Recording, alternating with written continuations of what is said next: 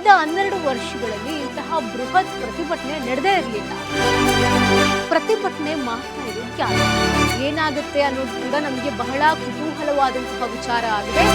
ಇದರಿಂದ ಯಾರಿದೆ ಆ ಸಂಚುಕೋರ, ಯಾರು, ಅವರಿಗೆ ನಿಜವಾಗಿಯೂ ಕೂಡ ನ್ಯಾಯ ಸಿಗುತ್ತಾ? ಹಾಯ್ ಹಲೋ ನಮಸ್ಕಾರ ವೀಕ್ಷಕರೇ, ಬಾಸ್ ಟಿವಿ ಸ್ಪೆಷಲ್ಗೆ ಸ್ವಾಗತ. ನಾನು ಪಲ್ಲವಿ ಯುವರಾಜ್. ನೀಟ್ ಪರೀಕ್ಷೆ ಪತ್ರಿಕೆ ಸೋರಿಕೆ ಸೇರಿದಂತೆ ವಿವಿಧ ಬೇಡಿಕೆಗಳನ್ನು ಈಡೇರಿಸುವಂತೆ ಆಗ್ರಹಿಸಿ ವಿವಿಧ ಸಂಘಟನೆಗಳು ಹಾಗೂ ವಿದ್ಯಾರ್ಥಿಗಳು ದೆಹಲಿಯಲ್ಲಿ ನಿನ್ನೆಯಿಂದ ಪ್ರತಿಭಟನೆಯನ್ನು ಮಾಡ್ತಾ ಇದ್ದಾರೆ. ಸಂಸತ್ ಭವನದ ಗಡಿಯವರೆಗೂ ಕೂಡ ಈ ಪ್ರತಿಭಟನೆ ತಲುಪಿದೆ. 2-3 ದಿನದಿಂದ ನೀವು ಕೂಡ ನೋಡಿರ್ತೀರಾ. ಕಳೆದ 12 ವರ್ಷಗಳಲ್ಲಿ ಇಂತಹ ಬೃಹತ್ ಪ್ರತಿಭಟನೆ ನಡೆದೇ ಇರಲಿಲ್ಲ. ಆದರೆ ಸರ್ಕಾರ ಈ ಸ್ಥಿತಿಯನ್ನ ಮುಂಚಿತವಾಗಿಯೇ ಊಹಿಸಿ ವ್ಯಾಪಕವಾದಂತಹ ಮುನ್ನೆಚ್ಚರಿಕೆ ಕ್ರಮಗಳನ್ನು ಕೂಡ ಕೈಗೊಂಡಿರುತ್ತೆ ಅಂತ ಕೂಡ ಮೂಲಗಳು ಹೇಳುತ್ತಾ ಇದೆ.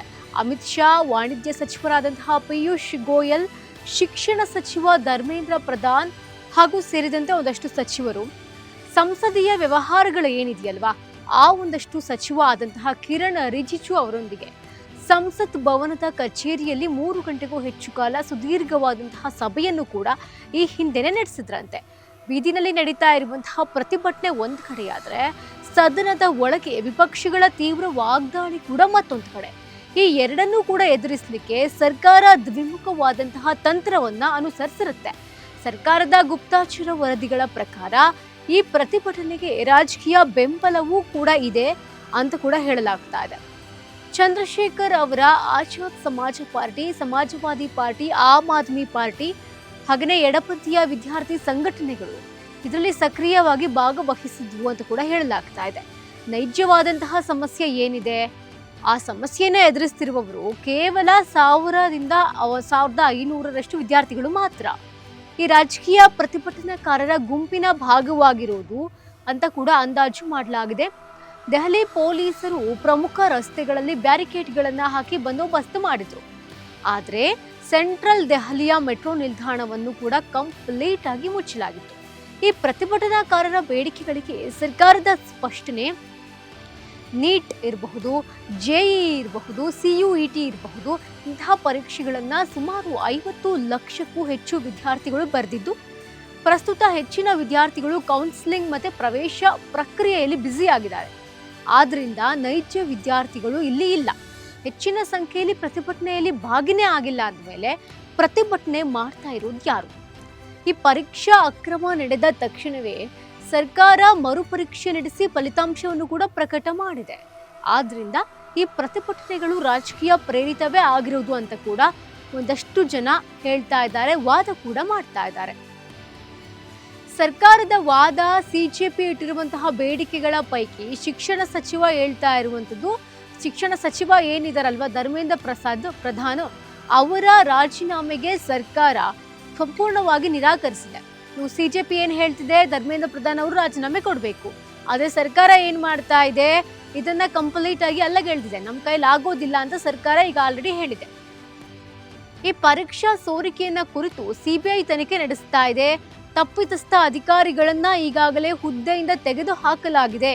ಅಂದ್ರೆ ಈಗೇನು ನೀಟ್ ಆಗಿರಬಹುದು, ಮತ್ತೊಂದಷ್ಟು ಪರೀಕ್ಷೆಗಳ ಕುರಿತಾಗಿ ಅಕ್ರಮ ನಡೆದಿತ್ತು ಅಂತ ಆಪಾದನೆ ಹೇಳ್ತಾ ಇದ್ದಾರೆ, ಅವ್ರನ್ನೆಲ್ಲ ಆಲ್ರೆಡಿ ಕೆಲಸದಿಂದ ವಜಾಗೊಳಿಸಿದ್ದಾರೆ. ಜೊತೆಗೆ ಯಾರು ಈ ಒಂದಷ್ಟು ಪ್ರತಿಭಟನೆಯನ್ನ ಯಾರು ಮಾಡ್ತಾ ಇರೋದು, ಆಕ್ಚುಲ್ ಆಗಿ ವಿದ್ಯಾರ್ಥಿಗಳೆಲ್ಲ ಅವರವರ ಒಂದಷ್ಟು ಬ್ಯುಸಿಲಿದ್ದಾರೆ ಅವರ ಕೆಲಸಗಳಲ್ಲಿ. ಹಾಗಾದ್ರೆ ಯಾರು ಮಾಡ್ತಾ ಇದ್ದಾರೆ ಅಂತ ಕೂಡ ಒಂದು ಪ್ರಶ್ನೆ ಇದೆ. ತಪ್ಪಿತಸ್ಥ ಅಧಿಕಾರಿಗಳನ್ನ ಈಗಾಗಲೇ ಹುದ್ದೆಯಿಂದ ತೆಗೆದು ಹಾಕಲಾಗಿದೆ. ಆಸ್ಪತ್ರೆಯಲ್ಲಿರುವಂತಹ ಸೋನಂ ವಾಂಗ್ಚುಕ್ ಅವರು ಡಿಸ್ಚಾರ್ಜ್ ಆಗಿದ್ದಾರೆ. ವೈದ್ಯರ ಸಲಹೆಯ ಮೇರೆಗೆ ಆಧಾರಿತವಾಗಿದೆ. ಇನ್ನು ಆತ್ಮಹತ್ಯೆ ಮಾಡಿಕೊಂಡಂತಹ ವಿದ್ಯಾರ್ಥಿಗಳ ಕುಟುಂಬಕ್ಕೆ 1 ಕೋಟಿ ರು ಪರಿಹಾರ ನೀಡುವ ಯಾವುದೇ ಪ್ರಸ್ತಾವನೆ ಸರ್ಕಾರದ ಮುಂದಿಲ್ಲ ಅಂತ ಕೂಡ ಒಂದಷ್ಟು ವರದಿಗಳು ಹೇಳ್ತಾ ಇದೆ. ಬೀದಿ ಹೋರಾಟದ ಜೊತೆಗೆ ಸಂಸತ್ತಿನ ಒಳಗೂ ಕೂಡ ವಿಪಕ್ಷಗಳು ತೀವ್ರ ಪ್ರತಿಭಟನೆಯನ್ನು ಎದುರಿಸಬೇಕಾಗಿರೋದ್ರಿಂದ ಮುಂಗಾರು ಅಧಿವೇಶನದ ಮೊದಲ ವಾರದ ಕಲಾಪಗಳು ಗೊಂದಲದಲ್ಲಿಯೇ ಕೊಚ್ಚಿ ಹೋಗುವಂತಹ ಲಕ್ಷಣಗಳು ಕೂಡ ಕಾಣ್ತಾ ಇದೆ. ಈ ಪ್ರತಿಭಟನೆಯ ಹಿಂದೆ ದೊಡ್ಡ ಮಟ್ಟದ ಸಂಚು ಏನಾದರೂ ನಡೀತಾ ಇದೆಯಾ ಅನ್ನೋದು ಕೂಡ ಪತ್ತೆ ಹಚ್ಚುತ್ತಾ ಇದ್ದಾರೆ. ಪೊಲೀಸರು ಸಮಗ್ರ ತನಿಖೆ ನಡೆಸುವಂತಹ ಸಾಧ್ಯತೆ ಖಂಡಿತವಾಗ್ಲೂ ಕಾಣಿಸ್ತಾ ಇದೆ. ದಿನದಿಂದ ದಿನಕ್ಕೆ ಪ್ರತಿಭಟನೆ ಕಾವು ಹೆಚ್ಚುತ್ತಾನೇ ಇದೆ. ಸಂಸತ್ ಮಾರ್ಗ ಸೇರಿದಂತೆ ಇತರೆ ಪೊಲೀಸ್ ಠಾಣೆಗಳಲ್ಲಿ ಭಾರತೀಯ ನ್ಯಾಯ ಸಂಹಿತೆ ಅಂದ್ರೆ ಶಸ್ತ್ರಾಸ್ತ್ರ ಕಾಯ್ದೆ ಅಂತ ಹೇಳ್ತಾರಲ್ವಾ, ಆ ಒಂದು ಕಾಯ್ದೆ ಅನ್ವಯ ಹಾಗೆ ಸಾರ್ವಜನಿಕ ಆಸ್ತಿ ಪಾಸ್ತಿ ಹಾನಿ ತಡೆ ಕಾಯ್ದೆಯ ವಿವಿಧ ಸೆಕ್ಷನ್ಗಳ ಅಡಿಯಲ್ಲಿ ಪ್ರಕರಣ ಕೂಡ ದಾಖಲಾಗಿದೆ. ಒಟ್ಟು 6 ಪ್ರಕರಣ ದಾಖಲಾಗಿದೆ. ಹಲ್ಲೆ, ಹಿಂಸಾಚಾರ, ಸಂಚು, ಅಕ್ರಮವಾಗಿ ಗುಂಪು ಸೇರೋದು, ಸಂಸತ್ ಅಧಿವೇಶನದ ವೇಳೆ ಅನಧಿಕೃತವಾಗಿ ಡ್ರೋನ್ ಹಾರಿಸೋದು, ಕಾನೂನು ಕೈಗೆತ್ತಿಕೊಳ್ಳೋದು ಸೇರಿದಂತೆ ಹಲವು ಪ್ರಕರಣಗಳು ಇದರಲ್ಲಿದೆ ಅಂತ ಕೂಡ ಹೇಳಲಾಗ್ತಿದೆ. ಹಾಗಾದ್ರೆ FIR ನಲ್ಲಿ ಏನಿದೆ? ಈ FIR ಪ್ರಕಾರ ಆರೋಪಿಗಳು ಅಕ್ರಮವಾಗಿ ಗುಂಪನ್ನ ಸೇರೋದಲ್ಲದೆ ಸಾರ್ವಜನಿಕ ಶಾಂತಿಗೆ ಭಂಗ ತರುವಂತಹ ಪ್ರಯತ್ನ ಮಾಡ್ತಾ ಇದ್ದಾರಂತೆ. ಸರ್ಕಾರಿ ಅಧಿಕಾರಿಗಳ ಕರ್ತವ್ಯಕ್ಕೆ ಅಡ್ಡಿಯಾಗಿದ್ದಾರೆ, ಸಾರ್ವಜನಿಕ ಆಸ್ತಿಗೆ ಹಾನಿ ಮಾಡಿದ್ದಾರೆ. ಈ ಪ್ರತಿಭಟನೆಯ ವೇಳೆ ಪ್ರತಿಭಟನಾಕಾರರು ಪೊಲೀಸ್ ಸಿಬ್ಬಂದಿಯ ಮೇಲೆ ಕಲ್ಲು ತೂರಾಟ ನಡೆಸಿದ್ದಾರೆ. ನೋಡಿ, ಇದು ಪಾಯಿಂಟ್. ಆ ಪ್ರದೇಶದಲ್ಲಿ ನಿಯೋಜಿತವಾಗಿದ್ದಂತಹ ಪೊಲೀಸ್ ವಾಹನಗಳನ್ನ ಹಾನಿಗೊಳಿಸಿದ್ದಾರೆ. ಈ ಹಿನ್ನೆಲೆಯಲ್ಲಿ ಪ್ರತಿಭಟನೆ ಏನು ನಡೀತಾ ಇದೆ ಅದಕ್ಕೆ ಪೂರಕವಾಗುವಂತೆ ಈಗಾಗಲೇ ಸರ್ಕಾರದಿಂದ ಏನೆಲ್ಲ ಕ್ರಮವನ್ನ ಕೈಗೊಳ್ಳಬೇಕು ಆ ಕ್ರಮವನ್ನು ಕೂಡ ಕೈಗೊಳ್ತಾ ಇದ್ದಾರೆ. ಪ್ರತಿಭಟನಾ ಸ್ಥಳಕ್ಕೆ ಖುದ್ದು ಗೃಹ ಸಚಿವ ಅಮಿತ್ ಶಾ ಅವರು ಕೂಡ ಭೇಟಿಯನ್ನು ಕೂಡ ನೀಡಿದ್ದಾರೆ.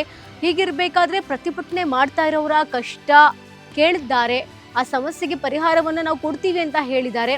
ಜೊತೆಗೆ CJP ಏನು ಹೇಳ್ತಾ ಇದೆ, ಪ್ರತಿಭಟನೆಯನ್ನ ನಾವಿಲ್ಲಿಗೆ ಕೈ ಬಿಡೋದಿಲ್ಲ. ಗೃಹ ಸಚಿವರು ಬಂದು ಹೇಳಿದ್ರು ಕೂಡ ಅವ್ರು ಕೈ ಬಿಡಲ್ಲ ಅಂತಿದ್ದಾರೆ. ಇದರ ಜೊತೆಗೆ ಶಿಕ್ಷಣ ಸಚಿವರು ರಾಜೀನಾಮೆ ಕೊಡಲೇಬೇಕು ಅಂತ ಕೂಡ ಒಂದಷ್ಟು ಜನರ ವಾದ.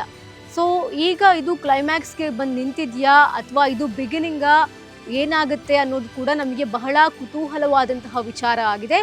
ಇದರ ಜೊತೆಗೆ ಪ್ರತಿಭಟನೆ ಮಾಡ್ತಾ ಇರೋರು ಕೂಡ ಸಾಕಷ್ಟು ಜನ ಅಸ್ತವ್ಯಸ್ತವಾಗಿದ್ದಾರೆ.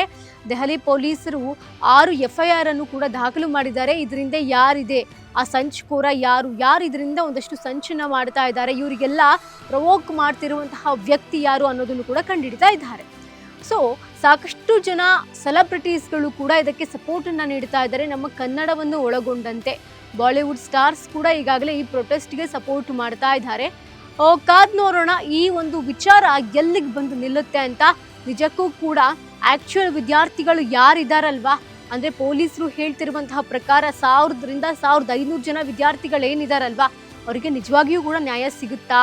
ಅಥವಾ ನೀಟ್ ಪರೀಕ್ಷೆಯಲ್ಲಿ ಯಾವೆಲ್ಲ ವಿದ್ಯಾರ್ಥಿಗಳಿಗೆ ಅಕ್ರಮವಾಗಿದೆ ಅವ್ರಿಗೆಲ್ಲರಿಗೂ ಕೂಡ ಸಿಗುತ್ತಾ ನ್ಯಾಯ ಅನ್ನೋದು ಕಾದ್ ನೋಡಬೇಕಾಗಿದೆ. ಸರ್ಕಾರ ಹೇಳ್ತಾ ಇರುವಂತಹ ರೀತಿ ನ್ಯಾಯವನ್ನ ನಾವು ಕೊಡಿಸ್ತೀವಿ, ಈಗಾಗಲೇ ಅಧಿಕಾರಿಗಳನ್ನ ಅಮಾನತು ಮಾಡಿದ್ದಾರೆ ಅಂದ್ರೆ ಒಂದು ರೀತಿಯಲ್ಲಿ ಈ ವಿದ್ಯಾರ್ಥಿಗಳೇ ಗೆದ್ದಂಗೆ. ಆದ್ರೂ ಕೂಡ ನಾವು ಹಾಕಿರುವಂತಹ ಶ್ರಮ, ಅಷ್ಟೊಂದು ವರ್ಷ ಓದಿರ್ತೀವಿ, ಅದೆಲ್ಲದಕ್ಕೂ ಯಾರು ಕಾರಣ, ಯಾರು ಹೊಣೆ ಅಂತ ಇಲ್ಲಿ ವಿದ್ಯಾರ್ಥಿಗಳು ಹೇಳ್ತಾ ಇರೋದು. ಸೊ ಕಾದ್ ನೋಡೋಣ ಇದು ಎಲ್ಲಿಗೆ ಬರುತ್ತೆ ಅಂತ. ಇದಾಗಿತ್ತು ಇವತ್ತಿನ ಸ್ಪೆಷಲ್. ಇನ್ನಷ್ಟು ಹೆಚ್ಚಿನ ಅಪ್ಡೇಟ್ಸ್ಗಳಿಗಾಗಿ ನೋಡ್ತಾ ಇರಿ ಬಾಸ್ ಟಿವಿ. ಲೇಟೆಸ್ಟ್ ಹಾಗೂ ಇಂಟ್ರೆಸ್ಟಿಂಗ್ ಸುದ್ದಿಗಳಿಗಾಗಿ ಬಾಸ್ ಟಿವಿ ಕನ್ನಡ ಚಾನೆಲ್ನ ಸಬ್ಸ್ಕ್ರೈಬ್ ಮಾಡಿ, ಹಾಗೆಯೇ ಬೆಲ್ ಐಕಾನ್ ಪ್ರೆಸ್ ಮಾಡಿ. ಇದರ ಜೊತೆಗೆ ಫೇಸ್ಬುಕ್, ಇನ್ಸ್ಟಾಗ್ರಾಮ್, ಎಕ್ಸ್ ನಲ್ಲೂ ಮಿಸ್ ಮಾಡದೆ ಫಾಲೋ ಮಾಡಿ.